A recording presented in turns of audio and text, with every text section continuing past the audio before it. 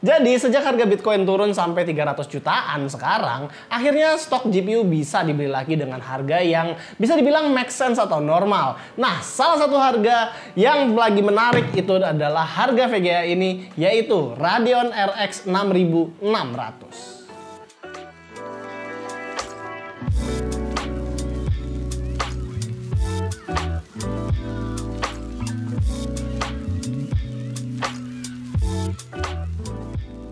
Sebelum video ini, kita udah pernah nge-review juga RX 6600 itu sekitar 8 bulan lalu. Tapi di saat itu stok juga lagi nggak menentu dan harganya itu fluktuatif banget. Nah, sekarang harga VGA ini udah turun ke harga 5 juta aja, terutama brand ASRock nih. Apakah udah bisa dibilang worth it? Nah, sebelum kita bahas soal price to performance-nya, kita lihat dulu desain dari VGA ini. Kalau si ASRock RX 6600 Challenger ini, dia punya desain yang cukup low profile, tebal dari VGA ini hanya sekitar 41 mm, dan beratnya juga hanya sekitar 627 gram.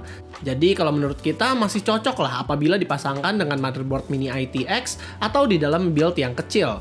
VGA ini juga hanya membutuhkan 1x8 power pin, jadi paling power supply yang 500 watt ke atas itu udah cukup banget buat ngedrive VGA ini. Bagian depannya cukup cantik dengan dua blower fan, cuman anehnya entah kenapa backplate GPU ini hanya setengah yang membuat desainnya jadi kurang estetik aja gitu. Tapi kalau misalnya dibilang ini untuk menambah ruangannya si heatsink, ya gue masih bisa kasih kompensasi lah. Harga MSRP dari VGA ini adalah sekitar $329 saat kita pertama review VGA ini. Dan kalau misalnya dirupiahin, mungkin waktu itu rupiahnya masih sangat fluktuatif. Tapi sekarang harganya hanya sekitar 5 juta aja. Kalau kita lihat sekitarannya, harusnya sih VGA ini bersaing dengan RTX 3050 karena hanya beda sekitar 500 ribuan aja. Tapi apakah performanya beda jauh?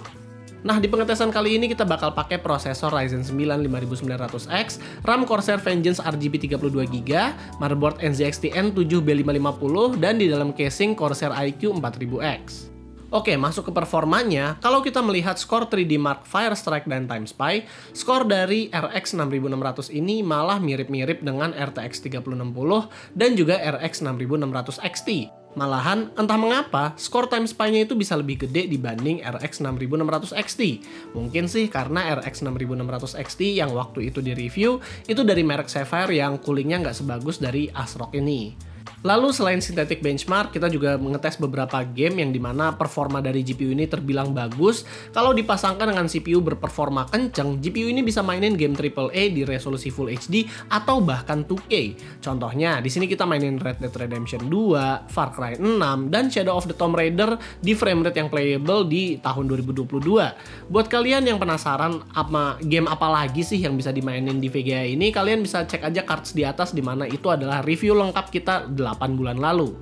Nah, walaupun dengan performa yang kenceng, suhu di VGA ini juga bisa dibilang adem loh. Saat full load aja, suhunya cuma di 62 derajat Celcius dan paling peaking ke 65, dan kalau misalnya mau stabilnya itu ada di sekitar 55 sampai 59 derajat Celcius. Dan ini termasuk adem loh.